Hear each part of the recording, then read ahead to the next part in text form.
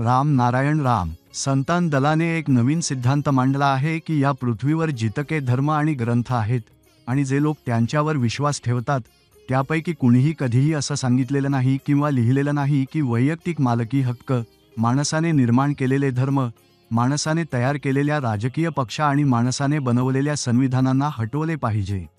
सर्व धर्मांनी हेच शिकवलं आहे की सर्वांनी मिळून एकत्र राहावं. प्रत्येक माणसाचा जन्मसिद्ध अधिकार आहे की त्याला समानता, स्वातंत्र्य आणि न्याय मिळावा. पण दुर्दैवाने आजपर्यंत ते शक्य झालं नाही. म्हणूनच संतान दलाने ठरवलं आहे की ते वैदिक चळवळीची सुरुवात करतील आणि वैयक्तिक मालकी हक्क, माणसाने बनवलेले धर्म, राजकीय पक्ष आणि संविधान हटवण्याचा प्रयत्न करतील. पंतप्रधान नरेंद्र मोदी आणि मुख्यमंत्री योगी आदित्यनाथ यांनाही विनंती आहे की त्यांनी या चळवळीत आमचं समर्थन करावं. सरकारनेही लवकरात लवकर या संदर्भात निर्णय घ्यायला हवा, कारण वेळ आली आहे की लोकांना या चळवळीत सहभागी करावं. इतिहास साक्षी आहे की नेहमीच कुणातरी शक्तीने जनतेवर राज्य केले आहे, मग ते मुघलांचं राज्य असो, धार्मिक सत्ता असो किंवा राजकीय राज्य असो. पण आता वेळ आली आहे की याला विरोध केला जावा आणि निसर्गाच्या तत्वांना स्वीकारलं जावं.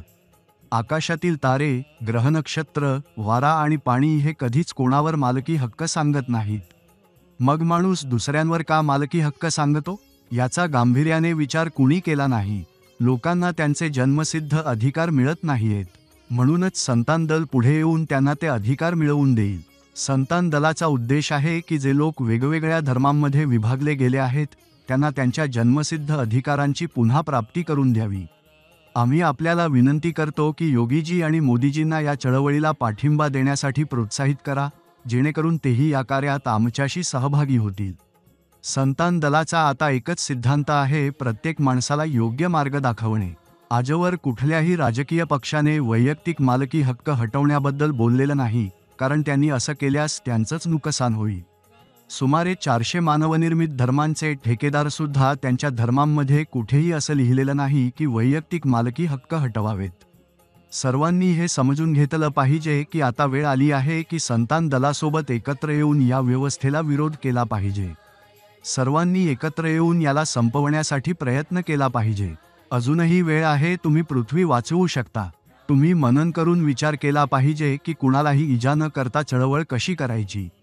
कोणतंही बाळ जेव्हा जन्म घेतं तेव्हा ते कुठल्याही धर्मासोबत येत नाही, ते रडतं धर्माचं नाव घेत नाही.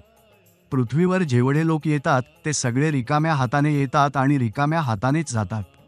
म्हणून प्रत्येकाने आपल्या उत्पन्नाचा अर्धा भाग गरिबांमध्ये वाटावा. देशात अनेक लोक आणि मुलं आहेत जे उपाशी झोपतात. त्यांना अन्न द्या. यामुळे तुम्हाला समाधान मिळेल आणि त्यांना अन्न मिळेल.